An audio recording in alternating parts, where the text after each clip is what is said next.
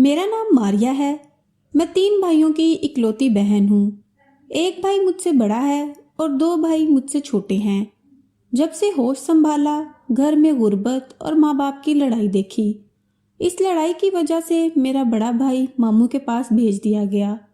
लड़ाई की सबसे बड़ी वजह अब्बू की बदजुबानी और कोई काम ना करना थी।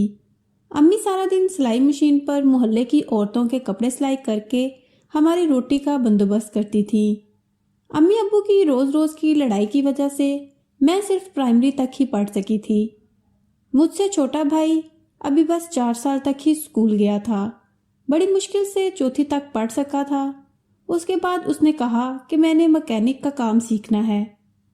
सबसे छोटा भाई, जिसकी उम्र 13 साल है, वो प्राइवेट स्कूल में पढ़ रहा है। देखते ही देखते मेरी उम्र ने जवानी की दहलीज पर कदम रख दिया। सियाने लोग कहते हैं जवानी मस्तानी होती है, मगर मैं कहती हूँ लोग गलत कहते हैं। मेरी अम्मी का एक कज़न जो दुबई में जॉब करता था, उसका नाम माजिद था। प्यार से उसे माजू कहते थे और मैं भी उसे माजू मामू कहती थी। अम्मी अब्बू की लड़ाई की वजह से मुझे भी बददुआएं मिलती थी। जब से तुम पैदा हुई हो हमारे घर सिर्फ बदनसीबी आई है। हमारे घर के हालात ऐसे हैं। अम्मी की बातें सुनकर मेरा बहुत दिल दुखता था। मैं तन्हाई में बैठकर रोती थी। अल्लाह से रो रो कर दुआ करती कि या अल्लाह अम्मी अब्बू को इत्तेफाक दे। गुर्बत से तो मैं पहले ही तंग हूँ, कम से कम लड़ाई तो ना हो। पहली बार जब मामू हमारे घर आए, उस वक्त मेरी उम्र 10 साल थी। दरवाजे पर दस्तक हुई। अम्मी ने कहा, मायरा जाओ देखो कौन आया है। मैंने दरवाज़ा खोला तो सामने मामू मोटरसाइकिल लिए खड़े थे। मैंने दरवाज़ा खोल दिया। मामू मोटरसाइकिल लेकर अंदर आ गए। अम्मी ने मुझे कहा, जाओ चाय बनाकर ले आओ। मेरे अब्बू के रवैये की वजह से हमारे घर में रिश्तेदार कम ही आते थे। मामू भी तकरीबन 5 साल के बाद आए थे। मैंने पूछा, मामू दुबई से कब आए हैं? बोले 4 दिन हो गए हैं। फिर सोचा कि बाजी कायनात को मिल लाऊं। अच्छा मामू, मेरे लिए क्या लाए हो? मैंने जल्दी से कहा तो वो बोले, मैं आ गया हूँ, ये कम है क्या? उस वक्त उनकी ये बातें समझ में ना आती थी, मगर बाद में पता चला। एक दिन हमारे साथ रहे, फिर चले गए। जाते वक्त मुझे 500 रुपये दे के गए।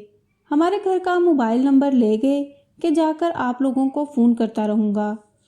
वक्त अम्मी अब्बू की लड़ाई में गुजरता गया।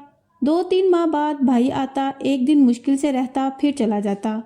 अम्मी को बड़े भाई से ज़्यादा प्यार था। उसे कहती थी कि तुम ही ने तो मेरे दुख ख़त्म करने हैं। मैं तो तंग आ गई हूँ तुम्हारे बाप की बातें सुनकर। दिल लगाकर पढ़ाई किया करो, अल्लाह तुम्हें कामयाब करेगा।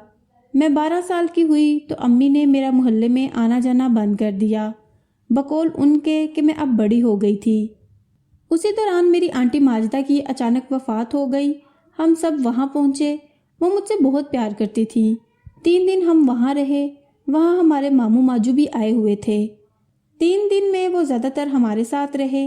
हालांकि ये वफ़ात का मौका था, उनको बाहर मर्दों में बैठना चाहिए था, मगर वो हर वक्त मेरे आगे पीछे ही रहते। बातों बातों में मामू ने मेरे हाथ चूम लिए। कहा, तुम्हारे हाथ बड़े खूबसूरत हैं। मुझे इन चीज़ों का इल्म नहीं था। हम लोग वापस आने के लिए तैयार हो रहे थे। मामू माजू कमरे में आ गए और कहा, मैं कल आप लोगों के घर आऊँगा, आप लोगों से मिलने का दिल चाहता है। अम्मी ने कहा, आज ही आ जाओ, तुम्हारा अपना घर है, तुम गैरों की बातें क्यों करते हो? मामू बोले, नहीं, मैं कल आपके इलाके में किसी काम के लिए आ रहा हूँ, तो आपके घर भी चक्कर लगा लूँगा।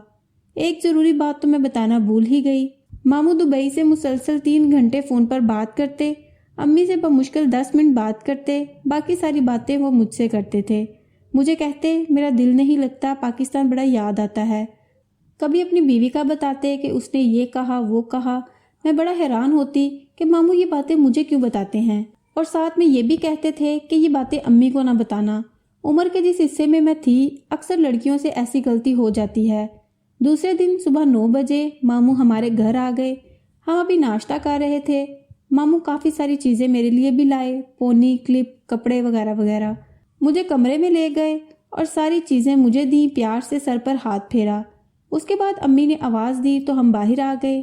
बातों बातों में अम्मी ने कहा, माजू अब मायरा बड़ी हो रही है, उसका रिश्ता तो तलाश करो। वो बोले, मेरी छुट्टी पूरी हो गई है, اگلی دفعہ آؤں گا تو اپنی مائرہ کے لیے اچھا سا رشتہ تلاش کروں گا۔ ماموں تقریباً 2 سال بعد پاکستان آئے تھے۔ کہنے لگے مائرہ کو ہمارے پاس بھیج دو، 2-3 دن بعد چھوڑ آئیں گے۔ امی نے کہا میری طبیعت خراب ہے، اس دفعہ رہنے دو، اگلی دفعہ لے جانا۔ وقت گزرتا گیا اور میں ماموں کی باتوں میں آتی گئی۔ جب بھی فون آتا تو ماموں کہتے کمرے میں جا کر بات کرو۔ میں جلدی سے کمرے میں جاتی۔ اکثر امی ابو کی لڑائی ہو رہی ہوتی تھی۔ ماموں کہتے تمہارے امی ابو ہر وقت لڑتے ہیں، انہیں کچھ سمجھاؤ۔ میں دل ہی دل میں کہتی جب امی ابو کو خود احساس نہیں ہے یا جو مجھے بد دعائیں دیتے ہیں وہ میری بات کیسے مان سکتے ہیں۔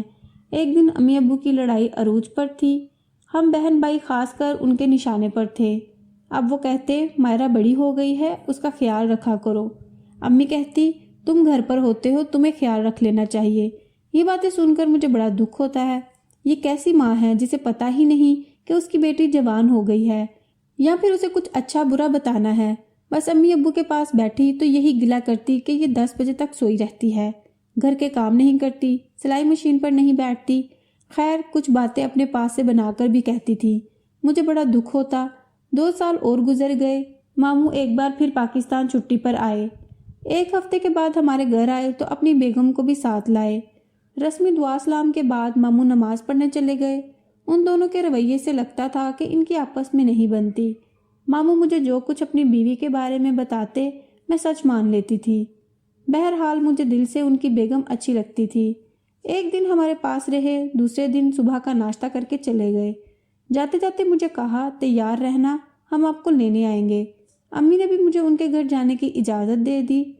14 سال کی عمر کو پہنچی تو ہر کسی کا دھیان میری طرف ہو گیا۔ محلے میں دھوم مچ گئی کہ ان کی بیٹی تو ماشاءاللہ بہت خوبصورت ہے۔ محلے کی جو بھی عورت آتی مجھے دیکھ کر حیران رہ جاتی۔ پتلی کمر، باریک ہونٹ، ناگن سی زلفیں۔ محلے کی لڑکیاں کہتی تمہیں تو کسی امیر کے گھر میں پیدا ہونا چاہیے تھا۔ گورا چٹا رنگ اور باریک نین و نقوش۔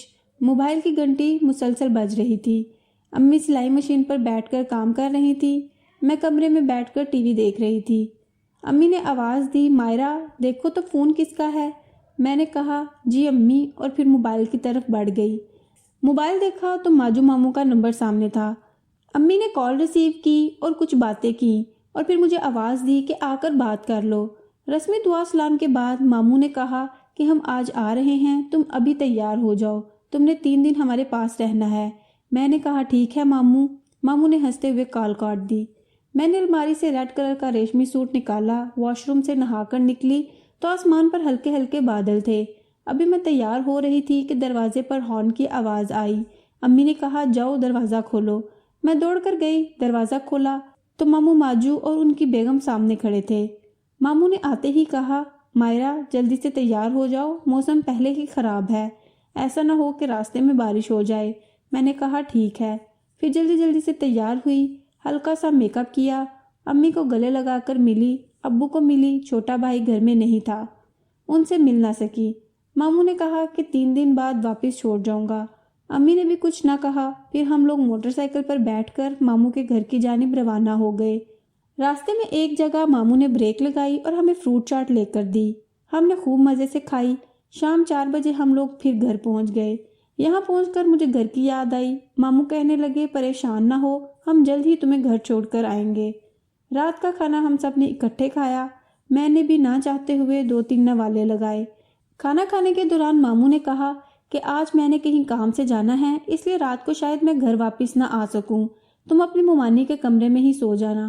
میں نے کہا ٹھیک ہے ماموں، جیسا آپ کہیں گے۔